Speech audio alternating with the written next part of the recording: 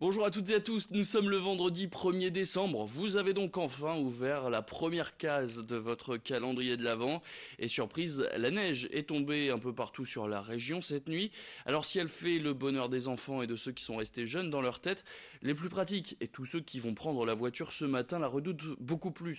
Et parmi ceux qui ont surveillé le ciel de près, on compte évidemment le centre de vigilance du préfet de zone. C'est une équipe qui est composée de sapeurs-pompiers, de gendarmes et de policiers. Ils se sont préparés à affronter cet épisode neigeux. Tous les jours, ils collectent des informations routières, surtout en cas de chute de neige, qui est le cas ce vendredi. Alors, dans la zone nord, cette unité est dirigée par le chef d'état-major Philippe Bizet et Brieux Gorchy l'a rencontré pour Grand Littoral TV.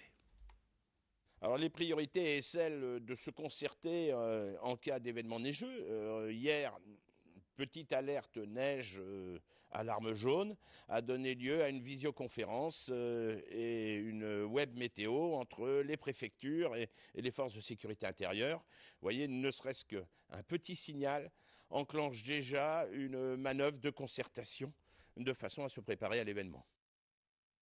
Il fait froid, il neige, on va donc vous parler de chauffage. Vous avez sûrement monté la température de chez vous de quelques degrés ces derniers jours. Et bien du côté de Kelme, près de Saint-Omer, avant de pouvoir faire ce geste, les municipalités de Kelme donc, mais aussi de Zudosk, ont changé leur méthode de chauffage. Fini le gaz ou l'eau chaude, ce sont désormais des micro-chaudières qui produisent de la chaleur pour les mairies, pour la salle des fêtes ou encore pour les écoles. Et c'est la SIC qui entretient et qui alimente en bois cette fameuse chaudière. Alors le bois, ce sont des plaquettes bocagères ou issues de coupes forestières, donc des déchets qui y proviennent d'une soixantaine de kilomètres autour de ces deux communes. Coût du projet 1,5 million d'euros par chaufferie. Un projet local de développement durable pour ces premières communes de la région à s'équiper de tels systèmes. Présentation par Louis Caillé.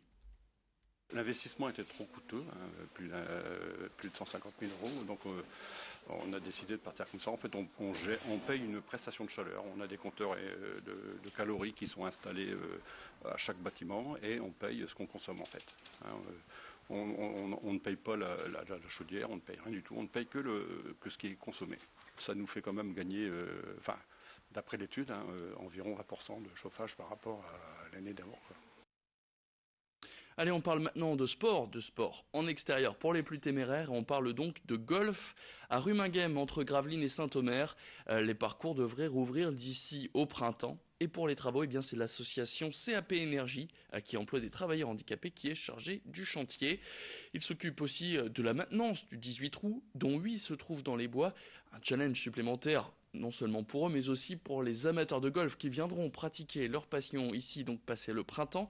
Un projet pharaonique, il a fallu remettre à neuf le green après l'avoir complètement dégagé, rénovation du clubhouse, installation de nouvelles infrastructures, bref, le golf de Ruminguem fait peau neuve. Corentin Escaillé. On avait déjà un golf qui était mal géré, je dirais, ces dernières années, et je suis très heureux que Cap Énergie ait repris ce golf en le développant et surtout en employant du personnel handicapé. Et c'est un plus pour la commune. Habituellement, les golfs sont des entreprises qui ne sont pas philanthropiques.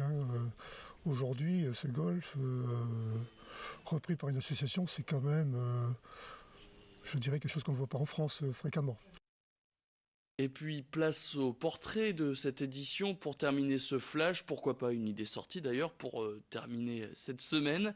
Direction Lic dans le Boulonnais. Si le village est surtout connu pour ses volailles, depuis la fin octobre, une autre adresse vient d'y ouvrir ses portes. Il s'agit d'un cabaret qui propose un repas et de la magie en même temps. À sa tête, le très célèbre illusionniste nordiste Alexis Hazard. Présentation des lieux par Brieux Gorchy.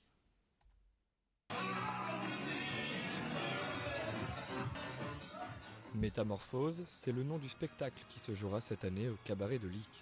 Sur scène, les spectateurs sont invités à découvrir un tourbillon de plumes, de strass et de paillettes, le tout dans un cadre bucolique entre Audomarois et Boulonnais. Est-ce que tu peux enlever les parts? Lick, moi je suis tombé amoureux après avoir fait l'incroyable défi à la Coupole. On n'est pas très loin de la mer, des plages, de la côte d'Opale. Moi j'habite Erquinghem-Lys à côté d'Armentières, mais je suis content de faire découvrir cette belle région et je voulais mettre tout mon savoir-faire dans un lieu emblématique de notre région. Et là, le pari, c'est voilà, de faire vraiment un lieu emblématique du cabaret français, mais chez moi, dans le Nord-Pas-de-Calais. Voilà, et bien ici on est dans la cuisine. La volaille de Lique, le camembert du Boulonnais ou encore les carottes de Tilk, voilà autant de produits que travaillent les cuisiniers du cabaret afin de proposer une carte traditionnelle. Le réel objectif, c'est d'apporter aussi bien du rêve dans l'assiette que sur scène. Parce qu'un repas spectacle, ce n'est pas seulement voir un beau spectacle, mais c'est aussi passer un réel moment à table avec une cuisine de qualité et traditionnelle afin d'émerveiller aussi bien par le regard, mais aussi émerveiller les papilles. Fort de ses 280 places, le cabaret de Lique ouvre ses portes chaque semaine les vendredis et samedis à 19 h, ainsi que le dimanche midi. Quant au prix, il oscille entre 59 et 79 euros.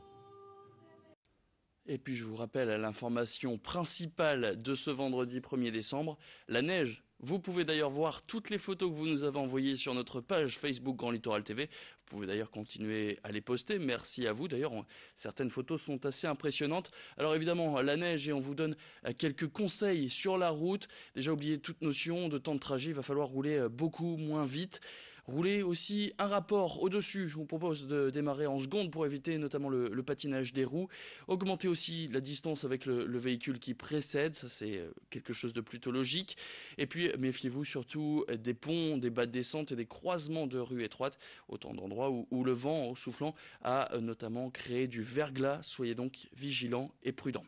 Fin de cette édition, merci à toutes et à tous de l'avoir suivi. Tout de suite sur Grand Littoral TV, on revient sur vos prévisions météo. Et quant à nous, on se retrouve très rapidement dans le prochain quart d'heure. Très bon vendredi à toutes et à tous sur Grand Littoral TV.